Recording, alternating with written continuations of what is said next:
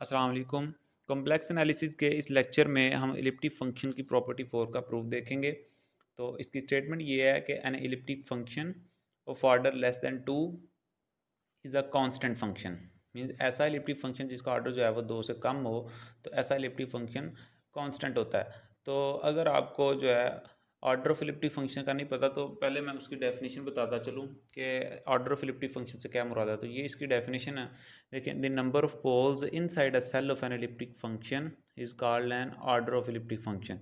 Means के elliptic function में अगर सेल के अंदर हमारे पास पोल्स की तादाद यहाँ पे फॉर एग्जांपल 3 है, तो हम कहेंगे कि इस इलिप्टिक फंक्शन का जो ऑर्डर है हमारे 3 है।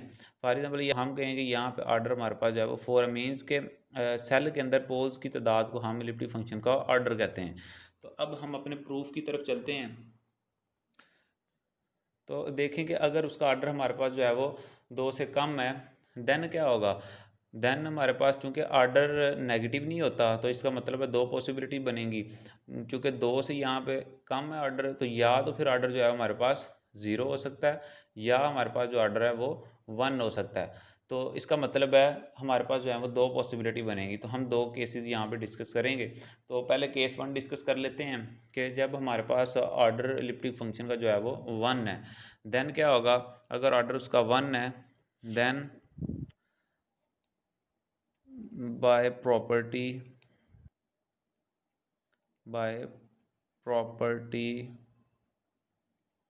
1 by property 1 the elliptic function will be equals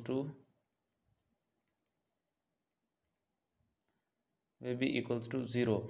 चूँकि हमने प्रॉपर्टी 1 में प्रूफ देखा था कि ऐसा इलिप्टिक फंक्शन कि जिसके अंदर हम जिसके सेल्स में जितने भी पोल्स हैं उसके ऊपर अगर रेजिड्यूज का सम फाइंड करते हैं, देन क्या होगा कि वो हमारे पास फंक्शन 0 के इक्वल होगा। देखें, मैं एक बार फिर रिव्यू देता चलूँ उस प्रॉपर्टी का। हमने प्रॉपर्टी नंबर 1 में प्रूफ देखा था, the sum of residues at the poles of an elliptic function inside a cell is 0। Means कि अगर हम जो है वो सेल के अंदर जितने भी पोल्स हैं उनके ऊपर अगर रेजिड्यूज का सम फाइंड करते हैं, देन वो फंक्शन हमारे पास जो है वो 0 के इक्वल आता है।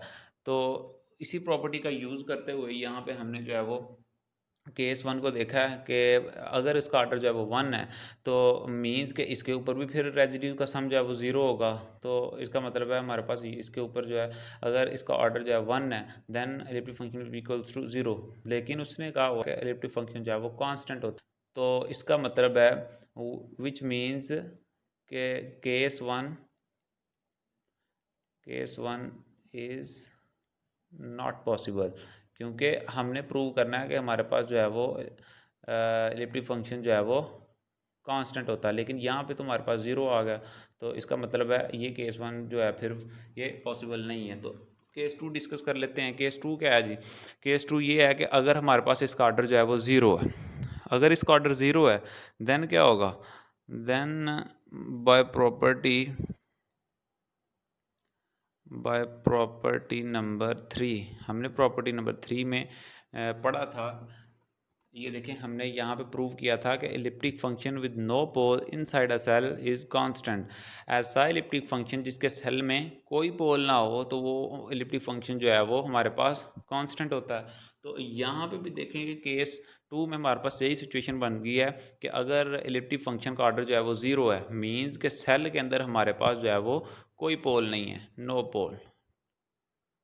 पोल इन साइड अ सेल। मीन्स के यहाँ पे फिर से अगर इसका ऑर्डर 0 है, तो सेल के अंदर कोई पोल नहीं है। तो अगर सेल के अंदर कोई पोल नहीं है, तो by property number 3 elliptic function